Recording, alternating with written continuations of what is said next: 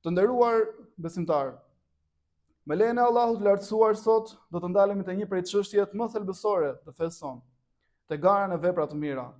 Ne e dimë se Islami na mëson që kur bëhet fjala për të kryer punë të mira, të mos qëndrojmë pasiv, të mos qëndrojmë duke parë, të mos presim që ato punë ta bëjmë dikush tjetër ose akoma dhe më keq ta lëmë për më vonë. Por na mëson që gjithmonë të nxitojmë, të bëjmë sa më shumë punë të mira duke mos lejuar të humbas asnjë çast kot nga jeta jonë. Vetë Allahu i lartësuar në Kur'anin Fisnik na drejtohet duke na thënë: "Wasari'u ila maghfiratin min rabbikum wa jannatin arduha as-samawati wal ardu 'iddat lil muttaqin." Dhe nxitoni, thot Allahu i lartësuar, drejt punëve që meritojnë faljen nga Zoti juaj. Por cilat janë këto punë? Natyrisht janë veprat dhe punët e mira. Veprat dhe punët të cilat mund të bëjnë që të fitojmë kënaqësinë e Allahut të lartësuar. Dhe vazhdon: "Si dhe drejt një xheneti të gjerë sa qiej dhe toka, që është përgatitur për të devotshmit." Në këtë ajet madhështor, Allahu subhanahu wa taala na nxit që jo vetëm të ecim drejt punëve të mira, por të shpejtojmë, të nxitojmë njësoj sikur e gjithë jeta jonë të varet nga kjo gjë. Dhe sinqerisht jeta jonë e përjetshme varet nga kjo gjë. Jeta jonë do të varet nga veprat që ne do të kemi kur të dalim përpara Allahut të lartësuar. Po ashtu në një ajet tjetër, Zoti i gjithësisë thot: "Dhe për çdo gjë të mirë garoni." Një udhëzim tepër i qartë, pasi në një kohë ku njerëzit e kësaj bote garojnë për lavdi, garojnë për pushtet dhe garojnë për gjërat e kësaj bote, besimtarët dhe besimtaret garojnë vetëm për botën tjetër dhe për kënaqësinë e Allahut. Dhe këtë koncept e kuptuan më së miri sahabët e nderuar, të cilët përpiqeshin vazhdimisht që çdo moment të jetës së tyre ta mbushnin me sa më shumë punë të mira, të ishin gjithmonë të dobishëm për veten, por edhe për komunitetin ku jetonin. Mendoj se të gjithë ne e dimë historinë e Ebu Bekrit radiallahu anhu dhe Umerit radiallahu anhu, të cilët vazhdimisht konkuronin dhe garonin me njëri tjetrin. Po për çfarë? Ata nuk garonin as për pasuri, as për lavdi, as për pushtet. Ata garonin vetëm për vepra të mira. Garonin vetëm për të fituar gradë të larta tek Allahu i lartësuar. Kur i dërguari i Allahut sallallahu alaihi wasallam ju kërkoi besimtarëve që të sillnin nga pasuria e tyre, pasi duhet përgatitej ushtria për betejën e Tebukut, e cila ishte një ndër betejat më të vështira për shkak të distancës së madhe që duhet të përshkonin, por edhe për shkak të nxehtësisë, pasi do të zhvillohej në ver, të gjithë ata nxituan të sillnin çfarë kishin, dikush më shumë e dikush më pak.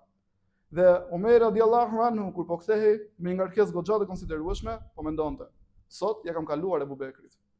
Mbasi shkoi tek i dërguari i Allahut dhe e la të gjithë atë ngarkesën përpara tij, i dërguari i Allahut e pyeti: "Çfarë i ka lënë familjes Omer?" Se i dërguari i Allahut nuk donte vetëm të kryente punën e tij, ai interesohej edhe për familjet e tyre, interesohej edhe për brengat e tyre, e ndjente veten si një prej tyre megjithse ishte më i larti i tyre. Omer radiallahu anhu i thot: "I kam lënë dhe njëherë sa kjo që solla i dërguari i Allahut, që nuk kuptonte gjysmën e pasurisë." Mirë, po pak më vonë vjen Ebu Bekri radiallahu anhu, i cili me zor po ecte për shkak të ngarkesës së madhe të cilës po mbante dhe e lë përpara të dërguarit të Zotit. Profeti alayhi salatu wassalam e pyet: "Çfarë i lë familjes Ebu Bekr?" I thotë: "I kam lënë Allahun dhe të dërguarin e tij." O vëllezër të nderuar, ne nuk na kërkohet sot që ta bëjmë diçka të tillë, se ne nuk jemi në nivelin e Ebu Bekrit. Mirë, po ajo që na kërkohet është që ato vepra të cilat kemi mundësi t'i bëjmë pa hezitim. Të mos presim për një moment tjetër ose për nesër, të mos themi që nga nesër do të filloj të agjeroj, nga nesër do të filloj hatmen, nga nesër do të kryej punë të mira. Jo, besimtari thot nga sot. Diku te një vit më parë, kemi qenë po në këtë xhami për të falur namazin e xumas, dhe realisht më ka pas pëlqyer shumë kur njëri prej jush po thoshte që dëgjova ezanin dhe nxitova të vija. Më pëlqeu se kjo është praktika e asaj për të cilën po flasim sot, të nxitosh drejt punës së mirë. Por akoma dhe më shumë më pëlqeu sepse është përgjigja direkte e Allahut lartësuar ku na thret në Kur'anin Fisnik duke na thënë: "Ya ayyuhalladhina amanu idha nudiya lis-salati min yawmil jumu'ati fas'au ila dhikrillahi wa dharul bay'. Dhalikum khairul lakum in kuntum ta'lamun." O ju që keni besuar, thot Zoti i gjithësisë, kur të bëhet thirrja për të falur namazin e xumas, shpejtoni për aty ku përmendet Allahu. Dëgjojeni hutben, faleni namazin dhe lejeni shitblerjen. Kjo është më e mirë për ju, nëse jeni që e dini. Dhe pasha Allahun e lartësuar, Nuk ka gjë më të mirë se sa kjo. Nuk ka ditë më të mirë të javës se sa kjo ditë e xuma, për të cilën ne jemi mbledhur vetëm për të përkujtuar Allahun e lartësuar dhe për të fituar kënaqësinë e tij.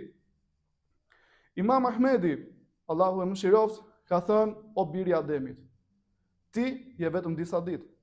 Sa herë që një ditë ikën edhe një pjesë e jotja. Kjo na bën të kuptojmë se çdo ditë e cila kalon pa u mbushur me vepra të mira, është një pjesë e jetës sonë e cila nuk kthehet më. I dërguari i Allahut sallallahu alaihi wasallam në një hadith na thotë: dhe nxitoni drejt punëve të mira, përpara se t'ju vinë sprova të cilat do të jenë si pjesët e një nate të errët. Në këtë hadith, profeti alayhi salam na nxit që të shpejtojmë drejt punëve të mira, pasi sprovat mund të na godasin papritur. Të gjithë ne e dimë se koha është e shkurtër dhe kjo kohë duhet mbushur me punë të mira. Me dy zamani nderuar, ka pas thënë koha është shumë e shkurtër, ndërsa punët e rëndësishme janë të shumta. Është detyra jonë e secilit prej nesh që këtë kohë të shkurtër të kësaj bote ta mbushim me sa më shumë punë të mira, me sa më shumë punë të dobishme, me sa më shumë punë të cilat e kënaqin Allahun e lartësuar. Por kur flasim për vepra të mira, shpesh herë ne keq kuptojmë konceptin. Mendojmë se tek veprat e mira hyn vetëm adhurimet obligative, vetëm adhurimet e detyrueshme. Por jo. Tek veprat e mira hyn çdo vepër e mirë, çdo vepër e dobishme, e cila është në të mirë. Si për shembull, të largosh i pengesë nga rruga. Por dikush fitoi xhenetin për këtë vepër. Të ndihmosh një të moshuar të kalojë rrugën, të ndihmosh vllajën tënd në një moment të vështirë. Ti buzëqeshësh vllajën tënd kur e takon. Të mësosh dije të dobishme, të edukosh fëmijët në fe, të japësh sadaka, si dhe shumë të tjera. Çdo vepër e cila ne mund të na duket e vogël, tek Allahu mund të ketë një peshë shumë të madhe nëse ajo bëhet me sinqeritet. I dërguari Allahu sallallahu alaihi wasallam ka thënë: innamal a'malu binniyat wa innamal likulli imri'in ma nawa. Me të vërtet, veprat vlerësohen sipas qëllimit, dhe secili do i takojë ajo që ka pasur për qëllim.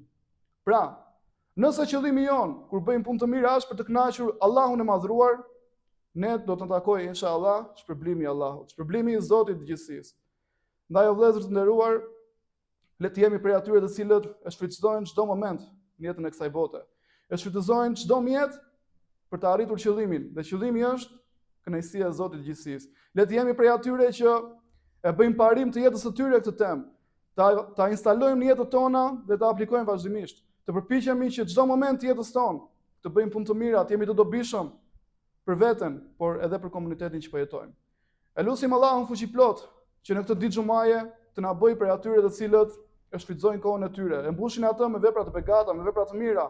E lutim Zotin e gjithësisë që të na bëjë prej banorëve të xhenetit, të na ruajë nga zjarri i xhenemit. E lutim Allahun e lartësuar në këtë ditë xumaje në të cilën lutjet pranohen, që të vendosi stabilitet, paqe në çdo vend ku ka musliman, në Gaza, në Palestinë, në çdo vend të vendosi paqe, siguri dhe stabilitet. E lutim Zotin e gjithësisë, të vdekurit tanë t'i mëshiroj, të sëmurët tanë t'i shëroj, prindrit tanë t'i ruaj, fëmijët tanë t'i ruaj, t'i bëj shkencëtar, dietar, hafiz të Kuranit familjar, t'i bëj njerëz të dobishëm, njerëz të begatshëm. E lutim Allahun e lartësuar që të na falë, të na mëshirojë dhe të na begatojë të gjithëve.